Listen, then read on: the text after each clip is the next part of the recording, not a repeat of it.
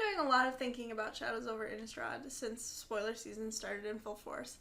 And some of that is, oh my goodness, this is so cool, I can't wait. And some of it's like, oh man, but I just got the hang of Oath of the Gatewatch Limited. So I wanted to give my first impressions of the mechanics from the angle of the value aspects of these mechanics. I'm going to do a pre-release primer and maybe even a full set review next week. But today we're going to be talking about Madness and Investigate and Delirium. And so let's get started. 3 of the major mechanics in Shadows over Innistrad are Madness, Delirium, and Investigate. Madness says that you may cast a card instead of putting it in your graveyard if you discard it. Basically, Delirium gives a card an additional effect if you have 4 or more card types in your graveyard, and Investigate puts a puts a clue token onto the battlefield that has 2 mana, sacrifice it, and draw a card. So there are a couple of different ways that you can get a lot of value out of the set. And I wanted to talk about these mechanics because, as with things like Awaken, having value tends to change the way that we think about cards. And so I wanted to talk about that, especially since I learned a lot from Battle for Zendikar, especially with things like one of the things that really stands out to me in Shadows over Innistrad is how much enabling the powerhouse cards seem to need. Things like Fiery Temper and Just the Wind require a discard outlet in order to get the super efficient rate that is their Madness cost. Delirium, as a mechanic, has some pretty specific requirements at first glance.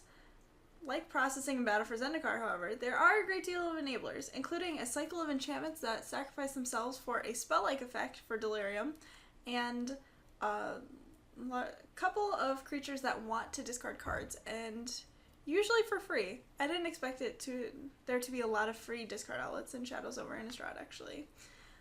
So there are ways to enable the mechanics if you pick up worthwhile cards, but you should remember from Battle for Zendikar Draft that if you have those powerful cards, you do need to prioritize enablers. Some things like Benthic Infiltrator were just fine on their own in Triple Battle for Zendikar, so you would have to take that early if you wanted to get it for your processors. And so that, I think, is going to be the same, or a similar situation in Shadows over Innistrad. I can talk, I swear. However, I think it is incorrect to draft enablers higher than the face value of the card if you don't have the worthwhile cards that you are trying to enable, hypothetically. When it comes to things like Madness and Delirium, you may not be able to get full value all of the time. I know that one of my faults as full-time High Wizard of Value is playing to get full value off of all of my cards all of the time. Take Clutch of Currents, for example.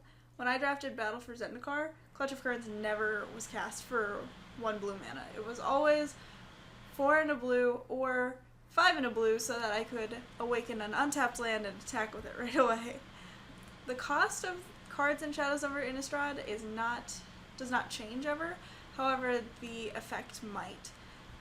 You either will be able to cast it for its Madness cost at instant speed, which is pretty cool, or casting a card for its Madness cost will get you a different effect than casting it for its sticker price, and casting a card with Delirium when you don't have the 4 card types in your graveyard might not be as powerful.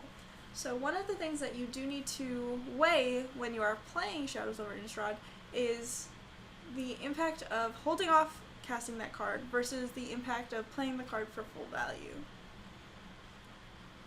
Clues look like a fun way to offer a mana sink later in the game, which is pretty great.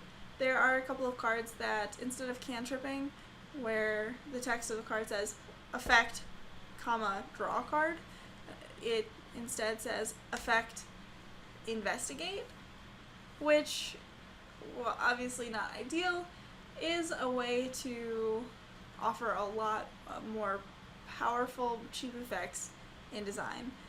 And so one of my first impressions of clues is that you should never feel pressured to crack your clues right away if you have other things that you could be doing with your mana. So far, I haven't seen a Gorilla Shaman-esque card that really punishes you for leaving your clues on the table. There are a couple of cards that say sacrifice a permanent, and when you have extra mana, you can crack your clues, and it won't have that big of an impact on the game unless you're actually digging for something, in which case, crack away. But if you have a creature to play and a clue on the table, you probably want to play your creature.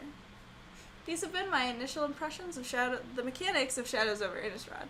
The set looks super sweet, and I can't wait to draft it. Keep an eye out for my set review. Not sure if it's going to be a full set review yet. Maybe. I don't know how much time I have. Probably a lot, actually, knowing me. I have a lot of time on my hands. And a pre-release primer next week. Thanks for watching.